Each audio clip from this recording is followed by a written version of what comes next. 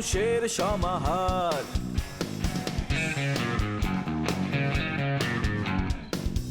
ভেতর আর বাহিরে চলছে উৎসব অপেক্ষার।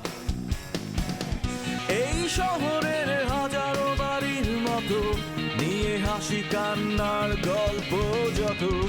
এই শহরের হাজারো বাড়ির মতো নিয়ে হাসি কান্নার গল্প যত। প্রতিবার এখানে বেজে যায় কলিং বেল।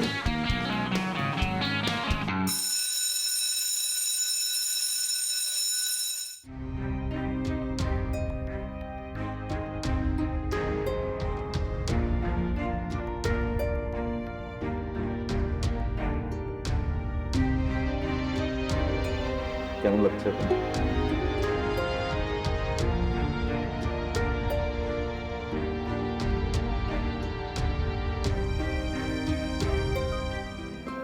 বাবা, বল। আমি কি মারা যাব? আচ্ছা, আমি মারা গেলে তুমি কাঁদবে না? সবাই কাঁদবে, খালি চাচি কাঁদবে না। আচ্ছা, এইসব অবান্তর কথা, এইসব অদ্ভুত প্রশ্নের মানে কি বলতো? হ্যাঁ, তুই কেন খামাখা মরতে যাবি? কি হয়েছে? তুই যে ছোটবেলায় মাঝে মাঝে ঘুম ভেঙে চিৎকার দিয়ে কেঁদে উঠে বলতি যে আমি মরে যাচ্ছি, আমি মরে গেলে তোর কি হবে, এরকম তো তুই প্রায় প্রতিদিনই স্বপ্ন দেখতে আর বলতে আমি কি মরে গিয়েছি। শোন বাবা, হ্যাঁ, আসলে হয়েছে কি, তুই যে এতদিন এই যে ছাইপাশগুলো খেয়েছিস না, সবকিছুরই তো একটা প্রতিক্রিয়া আছে। তোর মস্তিষ্কে সেই চাহিদাটা তৈরি হয়ে গিয়েছিল, এখন যে তুই আবার চেক দিয়েছিস, তুই যেগুলো বন্ধ করেছিস, এই জন্য প্রতিনিয়ত তোর মস্তিষ্কে উল্টাপাল্টা ইনফরমেশন পাস হচ্ছে। এগুলো সব হচ্ছে এক ধরনের ভ্রম। তুই এগুলো চিন্তা করবি না, ঠিক মতো একটু ওষুধপত্রগুলি খা, ডাক্তার যেভাবে বলে সেভাবে একটু চল, আর আমরা তো আছি, দেখবি খুব শিগগিরই সব কিছু ঠিক হয়ে যাবে। তোমার মনে আছে আমি যখন স্কুলে যেতাম তোমাকে আইসক্রিম কিনে দিতে? মনে থাকবে না কেন? ওই আইসক্রিম নিয়ে তোর সাথে কি মজাটাই না আমি করতাম। আমি তোর জন্য কিনলেও প্রথমে আমি ভাব করতাম যে আমি খেয়ে ফেলবো, আর তাতে তুই কি রেগে যেতিস, মনে আছে তোর? আইসক্রিম খাবি? ইচ্ছা করছে? আনাবো? ঠিক আছে, আমি আইসক্রিম নিয়ে আসবো। তুই একটু ঘুমান, একটু ঘুমানোর চেষ্টা কর।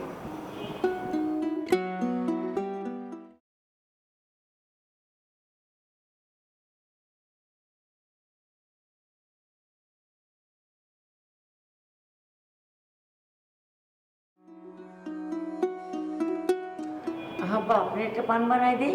না, আমি পান খাই না। আর যশোরের মেয়েরা ননসেন্স না, স্মার্ট, তারা পান খায় না। আর তুমি এত পান খাও কিসের জন্য? হ্যাঁ, তোমার তো নাড়িতে ঘা হয়ে যাবে। এই, তুমি পান বানাচ্ছো কেন? তোমার বউ বানা, রুমে আছে। রাখো। শিউলি, শিউলি, শিউলি, এদিকে আসো।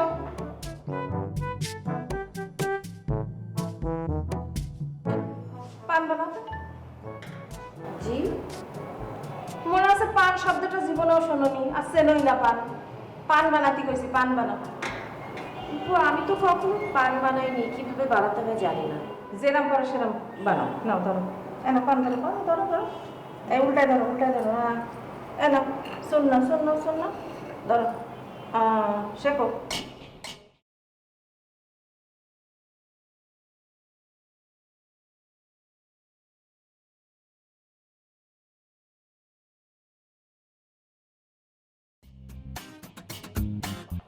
এই, তুমি থাকতেছো কি জন্যে?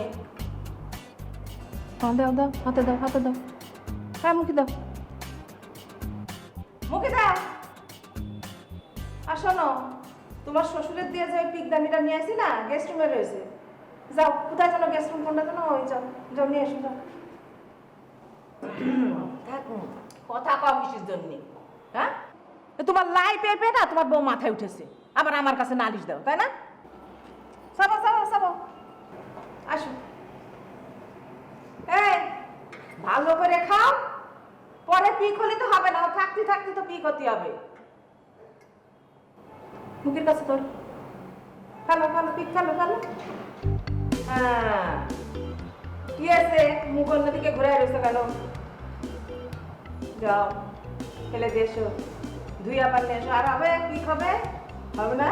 আচ্ছা ঠিক আছে।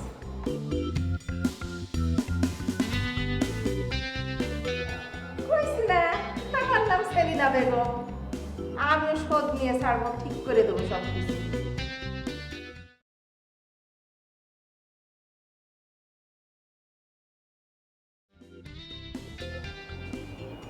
আচ্ছা রুল আমিন, ইসাক, আসলে যে বিষয়টা নিয়ে বসছি সেটা হচ্ছে আমাদের পারভেজ। পারভেজের তো আসলে কোনো উন্নতি দেখছি না। ইসাকের কথা মতো আমরা যে চেষ্টাই করলাম, কিন্তু ওর তো কোনো ডেভেলপমেন্ট নেই। দিনকে দিন ওর পাগলামি বেড়েই যাচ্ছে।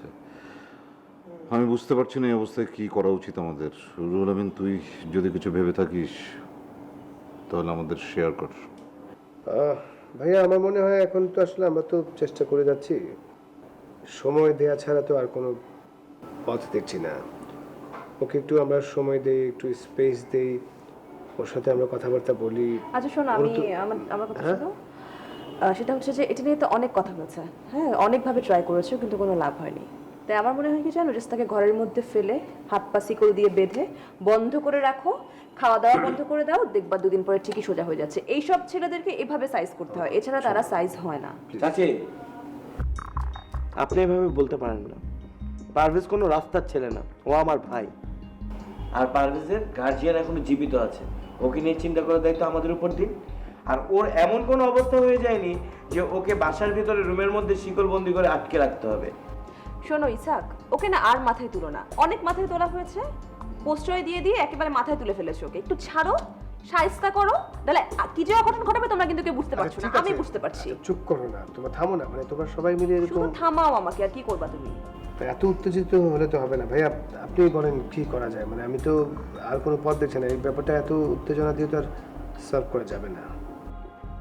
না, আমি কি আর বলবো, একজন নেশায় আসক্ত হয়ে অসুস্থ আচরণ করছে, আবার অনেকে কোনো নেশা গ্রহণ না করেও মানসিকভাবে চরম অসুস্থতার পরিচয় দিচ্ছে। এখন রিহাবে পাঠাতে গেলে তো সবাইকেই ধরে বেঁধে পাঠানো উচিত।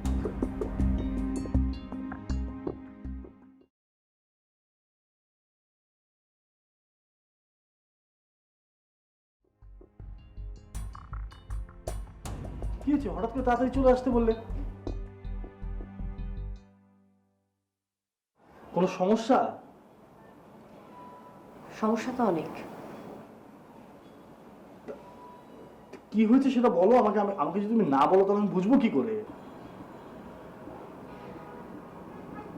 দেখো, এই বাড়িতে আমি বউ হয়ে এসেছি। আমি জানি আমাকে অনেক ধরনের কম্প্রোমাইজ করতে হবে, অনেক অ্যাডজাস্ট করতে হবে। আমি সেই চেষ্টাটাই করে যাচ্ছি, ক্রমাগত করে যাচ্ছি। আমার মতো মেয়ে যে ধরনের বিষয় আশয় মেনে নিচ্ছে, আমার নিজের বাবা শুনলেও সেটা বিশ্বাস করতে পারবে না। আমি নিজেই মাঝে মাঝে বিশ্বাস করতে পারি না যে আমি এই সব ব্যাপার মেনে নিচ্ছি। একটা পরিবারে বেসিক কোনো শৃঙ্খলা নেই, সেটা নিয়েও আমি কিছু বলছি না। এত যে নোংরা পরিবেশে তোমরা থাকো, সেটা নিয়েও আমি কিছু বলছি না। তুমি বাইরে একরকম, বাড়িতে আরেক রকম, এবং সেটার কারণটাও আমি জানি। তোমার বেড়ে ওঠা, তোমার পরিবার, তোমার সারাউন্ডিংস, সেসব কারণেই তোমার ভেতরে এই চেঞ্জেসগুলো আসে। কিন্তু আমি তো একটা মানুষ, তাই না? আমি কতটা কম্প্রোমাইজ করতে পারি, কতটুকু মেনে নিতে পারি। তারপরেও কিন্তু আমি এর সব কিছু মেনে নিচ্ছি। কিন্তু এই যে তোমার ফুপু কোথা থেকে এসে আজকে একটার পর একটা কোয়েশ্চেন অ্যারাইজ করে নিয়ে আসছে। কেন? আজ 3 মাস হয়েছে আমাদের বিয়ের, আজ পর্যন্ত তোমার বাবা মা তো আমাকে কখনো জিজ্ঞেস করেনি যে আমাদের বাচ্চা হবে কিনা, কবে হবে, কোথায় হবে। এটা তো কমপ্লিটলি তোমার আর আমার পার্সোনাল ম্যাটার। উনি কেন এটা নিয়ে ইন্টারফেয়ার করবে? আমি চাকরি করব কি করব না সেটাও আমার পার্সোনাল ডিসিশন, সেখানেও উনি ইন্টারফেয়ার করছে। তারপর আজকে যা ঘটেছে সেটা তো সমস্ত কিছু, সমস্ত লিমিট উনি ক্রস করে ফেলেছে। আজকে কি কি ঘটেছে? তোমার মা যে পান খায় সেটা একান্তই ওনার ব্যক্তিগত ব্যাপার, সেটা নিয়ে আমার কোনো ইস্যু নেই। তোমার ফুফু আসার পর থেকে উনি ক্রমাগত আমার শাশুড়িকে উস্কে দিচ্ছেন যে পানটা আমাকেই বানিয়ে দিতে হবে। ফাইন, সেটাও আমি মেনে নিলাম। আমি নিজের হাতে পান বানিয়ে প্রতিদিন এখন তোমার মাকে খাওয়াচ্ছি। কিন্তু আজকে উনি কি করলেন? উনি কতটুকু কন্ট্রোল করতে পারেন এই ফ্যামিলিকে সেটা আমার কাছে প্রুভ করানোর জন্যে উনি চিলুমচি কিনে নিয়ে এসেছেন, এবং সেখানে আমার শাশুড়ি পান খেয়ে পিক ফেলবেন এবং সেটা আমি তার সামনে ধরে থাকবো। তোমার কি মনে হয় আমি একটা ডাস্টবিন যে আমার উপরে পিক ফালানো হবে এবং সেটা আমি সহ্য করব? আমিও তো একটা মানুষ, তাই না? আমার দম বন্ধ হয়ে আসছে, আমার একটু ব্রিদিং স্পেস দরকার। সে কারণে আমি সিদ্ধান্ত নিয়েছি আমি বাবার বাসায় যাব। কারণ আমি জানি এই পুরো ব্যাপারটাকে আয়ত্তে আনতে, এই পুরো বাসাটাকে আমার বাসযোগ্য করে তুলতে তোমার সময় লাগবে। সেই সময়টুকুই আমি তোমাকে দিতে চাই।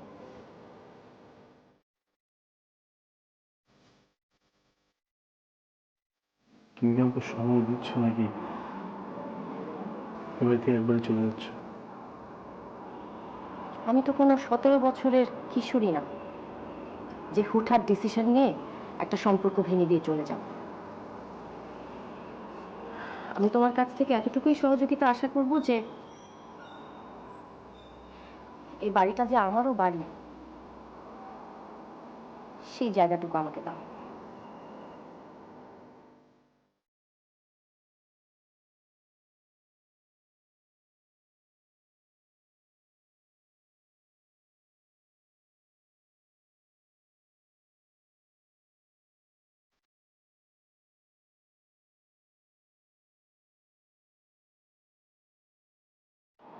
প্রথমত আমি ভেরি সরি।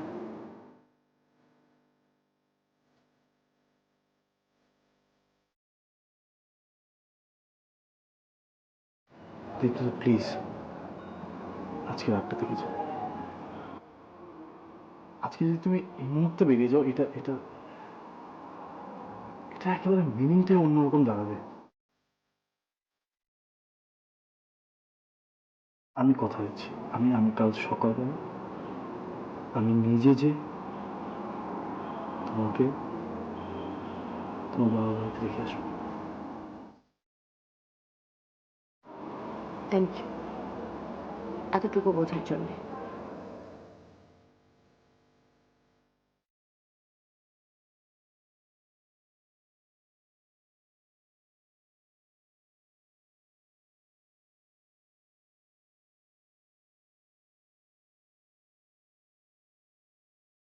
আচ্ছা,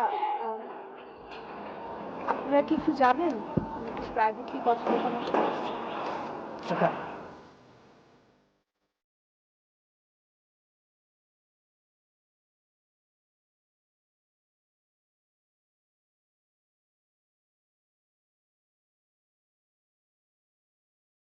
আপনি আমাকে কতটা ভালোবাসেন? একটু এতটুকু এত আপনি আমাকে সবসময় ভালোবাসবেন? না, মরে যাওয়ার পরে ভালোবাসবো। কিভাবে? মরে যাবো তারপরেও ভালোবাসতাম।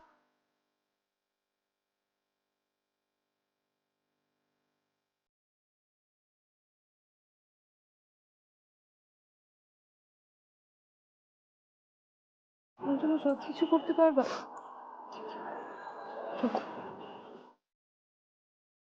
যদি আমি বলি আমার ফ্যামিলিকে মানাতে হবে? বাড়াবো।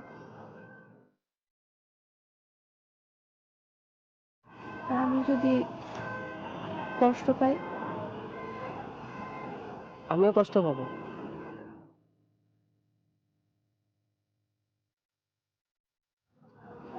কষ্ট দিয়ে কাঁদি। আমিও কাঁদবো। আমি যদি হাসি,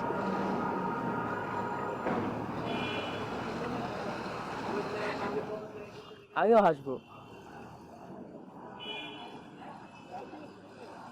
আর আমি যদি তোমাকে ভালোবাসি,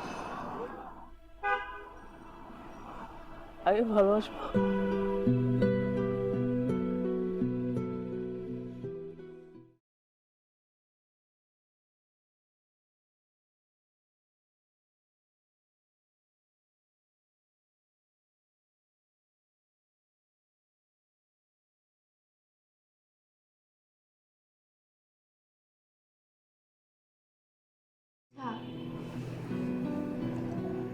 আমি তোমাকে যেটা বলি সেটা তুমি শুনবা? যা বলবো তাই শুনবো। তুমি যদি বলো এখানে কান ধরে বসে থাকতে, কান ধরে বসে থাকবো। না, তোমার এগুলো কোনো পাগলামি করার দরকার নেই। তুমি শুরু দিক দিয়ে যেসব পাগলামি করতে, আমি সেগুলো ইগনোর করতাম ঠিকই, কিন্তু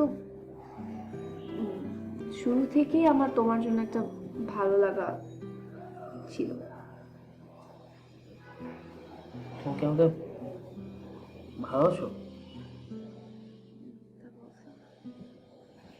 তাহলে তুমি মিথ্যা বলছো কেন? আমি মিথ্যা বলি নাই, আমি জাস্ট আমার ফিলিংস গুলা লুকায় রাখছিলাম, তোমাকে দেখতে দেইনি। তুমি আমাকে ভালোবাসো? তোমাকে অনেক ভালোবাসি, কিন্তু আমাদের তো লং টার্ম প্ল্যানিং করতে হবে না ফিউচারে? হ্যাঁ, আমাদের বিয়ে হবে, আমরা একসাথে সংসার করব, আমাদের ছোট ছোট বেবি হবে, তাই না? কিন্তু সেটার জন্য কি করতে হবে? সেটার জন্য তোমার সুস্থ হতে হবে। আমি কালকে ডাক্তার কাছে যাবো, ওষুধ খাবো। শুনো, এই তোমার যে অসুস্থতা হচ্ছে না, ওটার জন্য না কোনো মানে নর্মাল ডাক্তার হবে না, ওটার জন্য তোমার স্পেশাল ডাক্তার লাগবে, বুঝছো? ওটার জন্য তোমার কোথায় যেতে হবে জানো? রিহ্যাবে যেতে হবে। না,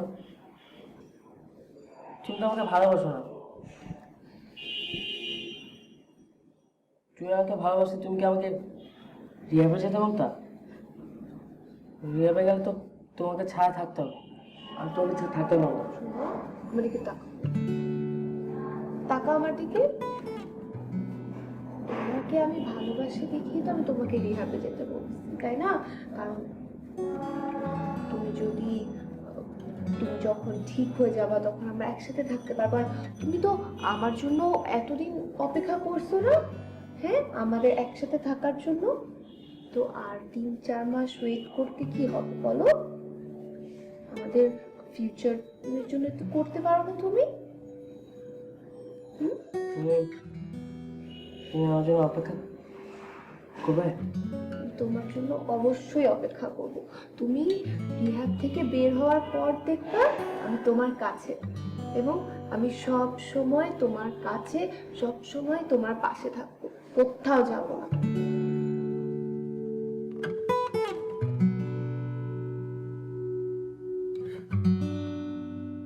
আমি রিহ্যাবে যাব।